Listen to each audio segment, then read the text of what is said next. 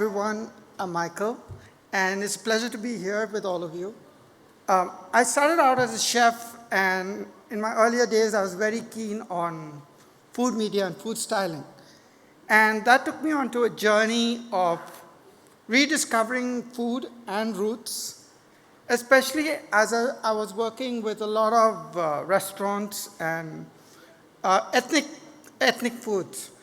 And do we have the PPT? Okay. Excuse me? Oh, okay. So, as you can see on the screen, food styling is an art, and taking Indian food, making it look beautiful, because as broad as Indian cuisine is, it is still not yet a global cuisine. We can say, yes, it's across the screen, but people still treat it as not up there with French cuisine or European cuisine. We have to take it several notches higher. And the only way we can do it is by plating, by presentation, by playing with the flavors. Going back to our rustic roots, making it look elegant. That is the only way I feel it is. And a few chefs like Chef Swamy, we've been playing with ethnic cuisines, our rare cuisines, doing things what is done but differently. Bringing it out to the fore through food media, to training staff at various restaurants, various hotels, and things like that. Chef, you want to guide me along? Or, could you just have the next slide, please? So as an art and as a science, I've been working with restaurants, because when you go out in the market as a restaurant, in the last 15 years of being a food stylist, the tragedy that I have seen with most of our restaurants is we do not portray our food as a brand. If you look at a company like Nestle, or you look at the Knorr soups, you know that their product is a brand. Their soups are a brand. Tragically, our food images do not stand out as a brand. Yes, we may have a lovely tandoori chicken or a chicken. Yeah. We have this. Okay, thanks. We have a lovely tandoori chicken image, but we do not go beyond that. Okay. A lot of our food, yes, looks brown when we portray it. We have to add color to it, whether you are in a restaurant. We play around with colors, but we do not show it in our demographics when we are out there. Restaurants do not invest in those food images, which is sad. Yes, it does cost a lot, but at the end of the day, what you portray out there comes back to you as a brand image.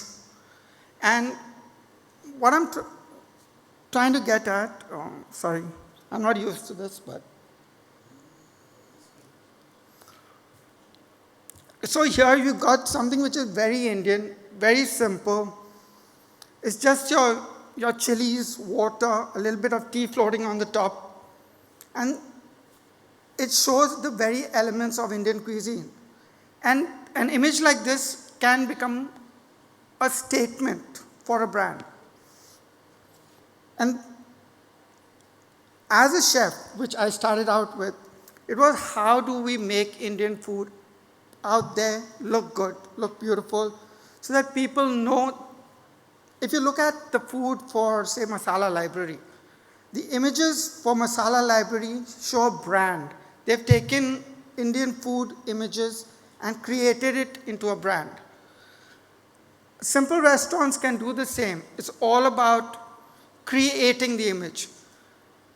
Tragically, for people like me, for photographers, the digital age has cheapened it on one side, where every photographer with a digital camera thinks he's a photographer.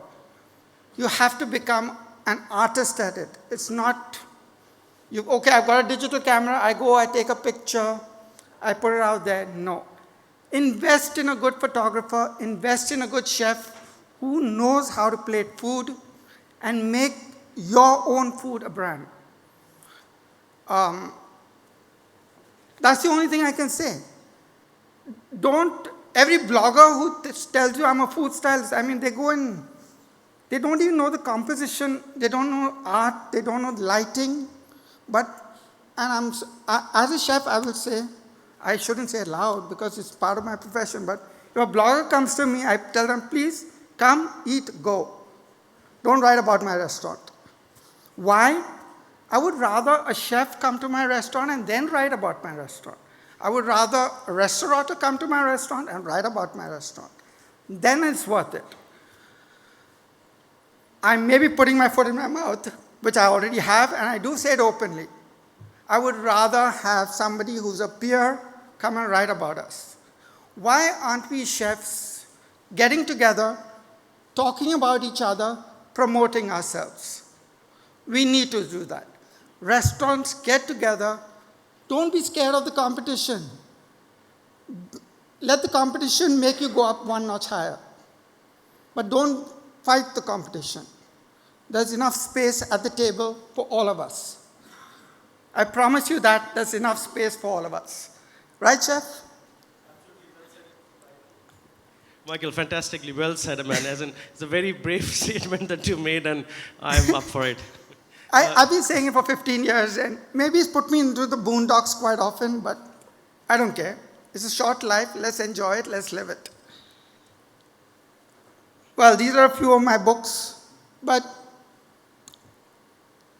why am I could portray the other books for other chefs that I've done, but the East Indian Kitchen is about a very small community, which is Goan cuisine, a mix of eclectic cuisines. Chef Sabi is just doing one on Armenian cuisine, his lovely new restaurant, which he is going to talk about. And I'm proud of it that our chefs are coming out and doing new things. It's time for change. Let's make it local. Let's make our Indian cuisine an international cuisine, not just regional cuisine on the map. What else? Just 2 more images and Chef is going to take over. I spoke about where images make your brand. Guys, invest in good photography and good food stylists. There are very few in the country. Make use of them. Okay? And, well, this is my little team, and they've helped make me a brand, and I love helping make other people into brands.